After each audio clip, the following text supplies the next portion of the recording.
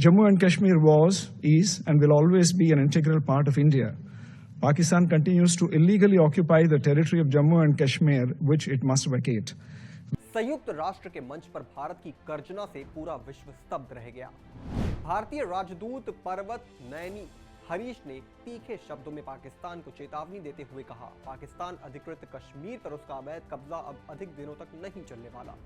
उसे हर हाल में पीओके को खाली करना होगा। भारत के सख्त रुख से पाकिस्तान के पसीने छूट गए, तो वहीं अंतर्राष्ट्रीय समुदाय भी इस ऐतिहासिक क्षण का साक्षी बना। वर्षों से चली आ रही धैर्य की नीति को त्यागते हुए भारत ने स्पष्ट कर दिया कि अब केवल बातचीत से काम नहीं चलेगा। कानून, न्याय और शक्ति का संतुलन बहाल किया जाएगा। यह बयान न केवल पाकिस्तान के लिए चेतावनी थी, बल्कि यह संदेश भी था कि अब नया भारत अपने अधिकारों के लिए हर संभव कदम उठाने को तैयार है। बताएंगे आपको ये पूरी खबर पर क्या है, पर उससे पहले आयन भारत को सब्सक्राइब कर लीजिए। नमस्कार, मैं हूं आपके साथ स्नेहित प्रयास। आयन भारत देख रहे हैं आप सबसे पहले ये पूरा का पूरा बयान सुनिए। Madam President, India is compelled to note that the delegate of Pakistan has yet again resorted to unwarranted remarks on the Indian Union territory of Jammu and Kashmir. Such repeated references neither validate their illegal claims nor justify their state-sponsored cross-border terrorism. Jammu and Kashmir was, is, and will always be an integral part of India. Pakistan continues to illegally occupy the territory of Jammu and Kashmir, which it must vacate. We would advise Pakistan not to try to divert the attention of this forum to drive their parochial and divisive agenda.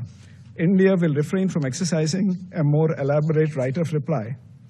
Harish का यह जवाब पाकिस्तानी प्रधानमंत्री के विशेष सहायक सैयद तारिक फातमी के सुरक्षा परिषद में संयुक्त राष्ट्र शांति स्थापना के भविष्य पर चर्चा के दौरान जम्मू कश्मीर पर दिए गए बयान के बाद आया।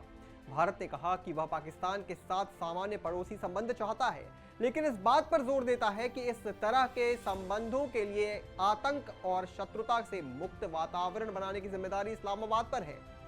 इससे पहले प्रधानमंत्री मोदी ने भी पाकिस्तान को पीओके पर चेताया था। पीएम ने अमेरिकन पॉडकास्टर लेक्स फ्रिडमैन के साथ एक पॉडकास्ट में कहा था कि पाकिस्तान के साथ शांति स्थापित करने के हर संभव प्रयास का सामना दुश्मनी और विश्वासघात से हुआ। 2014 में अपने शपथ ग्रहण समारोह के लिए अपने प्रधान पाकिस्तानी समकक्ष नवाज शरीफ को विशेष रूप से आमंत्रित किया था। यह आमंत्रण सद्भावना का संकेत था। यह दशकों में किसी भी तरह का कूटनीतिक इशारा नहीं था। पूरा विश्व जानता है कि वैश्विक आतंकवाद की जड़ें कहां हैं, और बात सिर्फ पाकिस्तान तक ही सीमित नहीं है। हाल ही में संयुक्त राष्ट्र सुरक्षा परिषद में राजदूत पर्वत नैनी हरीश ने इस बात पर जोर दिया था कि भारत और अफगानिस्तान के बीच रिश्ता सदियों पुराना है। उन्होंने कहा था कि भारत और अफगानिस्तान के लोगों के बीच एक विशेष रिश्ता है जो हमारे वर्तमान जुड़ाव का आधार रहा है।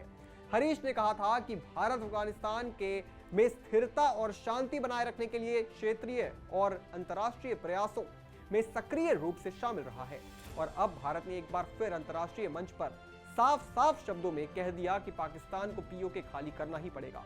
पीओके पर पाकिस्तान का अवैध कब्जा है, और यह इस बात का सबूत है कि भारत अब कश्मीर के मुद्दे पर फ्रंट फुट पर खेलने को तैयार है। इस पूरी खबर पर आप क्या सोचते हैं दोस्तों, हमें कमेंट करके जरूर बताएं, और तमाम बड़ी खबरों से जुड़े रहने के लिए आप देखते रहें आयन भारत।